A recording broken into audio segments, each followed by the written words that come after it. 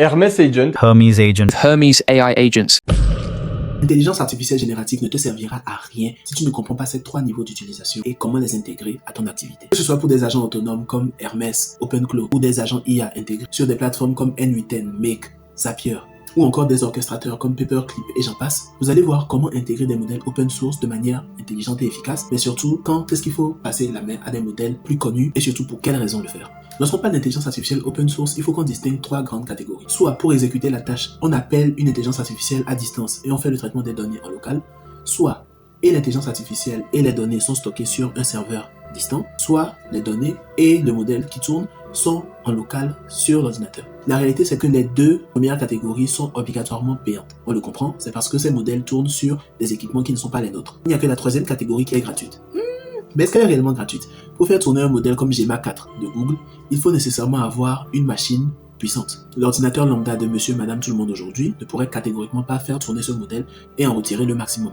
D'autant plus que l'industrie informatique est en ébullition à cause de la pénurie de composants liés à l'essor de l'intelligence artificielle. Maintenant, l'objectif de cette vidéo n'est pas juste de parler de l'open source et d'expliquer pourquoi est-ce que c'est payant, pourquoi c'est pas payant et ce qu'on peut pas en faire. Non, l'idée c'est de vous montrer comment utiliser des modèles open source, comment savoir quand est-ce qu'il faut faire la passe et comment est-ce qu'on va le faire.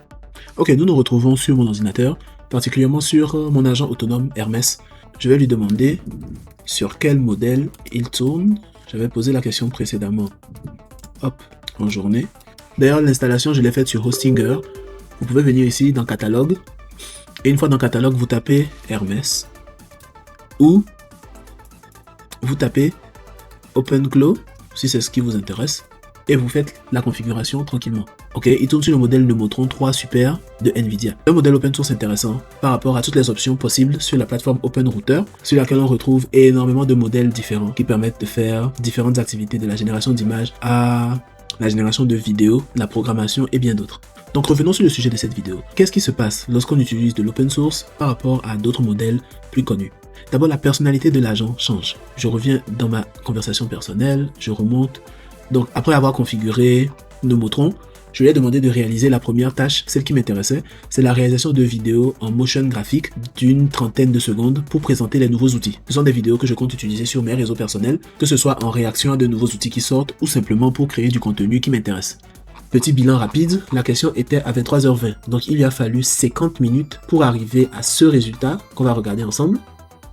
Donc déjà, le logo, ce n'est pas celui d'Hermes. La démo est fade, moins dynamique, même les visuels sont beaucoup moins intéressants. On sent que c'est le jour et la nuit, tout simplement. Donc j'ai voulu voir à quel point il est capable de se remettre en question sur la base de mes suggestions. Donc je lui ai demandé de faire plus court et de faire attention au logo de Hermes.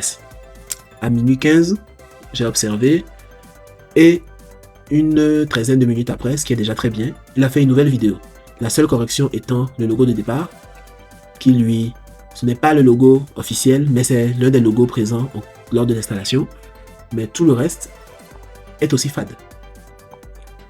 Donc, avec vous, je vais faire un test et je vais terminer la vidéo dessus. Je vais revenir sur GLM 5.1 pour voir qu'est-ce que lui, il pourrait générer comme vidéo sur la base de ma requête sur Hermes Agent. Maintenant, on revient dans notre discussion et ce qu'on va faire, c'est New. Il nous informe que le modèle, il a changé. Maintenant, c'est le GLM 5.1. On va lui donner la même tâche, exactement la même tâche qu'avec le modèle open source. Je ne vais absolument rien modifier. Je la reprends à l'identique et je la lui envoie. Et maintenant, on attend. Il commence par vérifier le skill. Effectivement, il y a 7 étapes. Il parle du fait que le résultat doit être en français, parce qu'on en avait précédemment parlé lors du résultat de Paperclip. Petite mention intéressante, la dernière fois que je travaillais sur ce sujet, il ne m'avait pas fait la suggestion de faire des sous-agents pour paralléliser. Je vais voir à quel point est-ce que ça va impacter sa consommation. On peut déjà se rendre sur OpenRouter. Hermes Agent, on est à $6.106. Si j'actualise, $6.102. Ok, on observe. Généralement, une fois qu'il est en train de s'exécuter sur une tâche, je ne lui dis rien, je ne lui écris pas. Tant qu'il n'est pas arrivé à l'aboutissement de la tâche que je lui ai donnée, je préfère ne pas l'interrompre. Qu'est-ce que ça change fondamentalement pour vous? Je ne voulais pas montrer plus haut, mais le modèle Nemotron arrive néanmoins à faire une recherche web par exemple. Je lui ai demandé de faire une recherche web et de me dire quelles sont les 3 dernières nouvelles dans le domaine de l'intelligence artificielle les plus impactantes. Il a fait sa recherche et il est revenu en me parlant d'Opus 4.7, effectivement c'est un gros sujet, Elisa, donc l'anniversaire d'Elisa, le premier agent conversationnel de l'histoire, qui a 60 ans.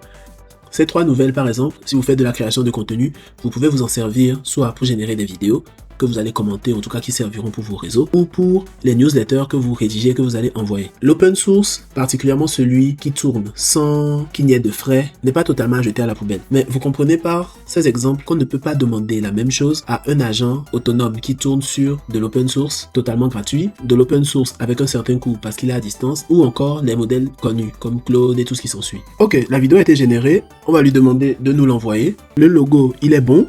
La spécialité d'Hermès, c'est effectivement qu'il grandit avec vous.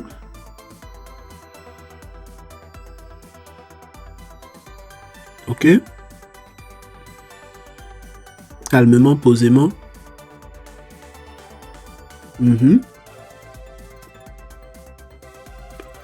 Un agent, toutes les tâches. Mémoire persistante, oui. Automatisation, Chrome, multiplateforme, vrai.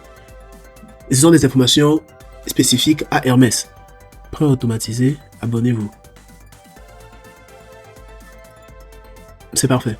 Pour moi, c'est parfait.